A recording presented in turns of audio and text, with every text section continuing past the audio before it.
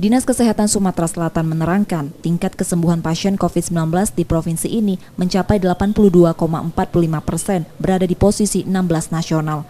Untuk menekan penambahan kasus, Dinkes Sumsel tetap melakukan penelusuran hingga ke kecamatan dengan bantuan puskesmas secara luas.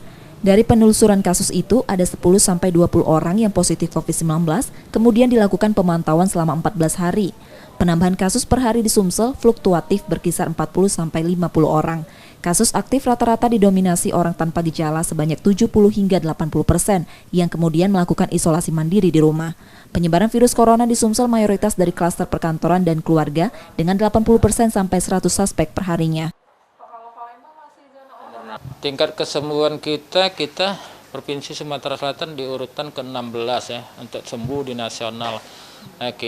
Kesembuhan kita di 82%, 82,45%. Artinya tingkat kesembuhan kita sudah masuk tinggi sesuai dengan fenomena kasus ya. Karena kasus itu rata-rata 70-80% tanpa gejala, sehingga dasar pemikirannya orang yang tanpa gejala ini secara imunitas mereka kuat, sehingga mereka akan sembuh lebih cepat dari orang-orang yang bergejala. Di provinsi ini satu wilayah yang berada di zona merah COVID-19 yakni Lubuk Linggau, sementara Ogan Ilir, Oku Selatan, dan Banyuasin mulai rendah berada di zona kuning. Sisanya 13 kabupaten kota berstatus resiko sedang. Reski Oktora, Muklas Diferensial, Kompas TV Palembang, Sumatera Selatan.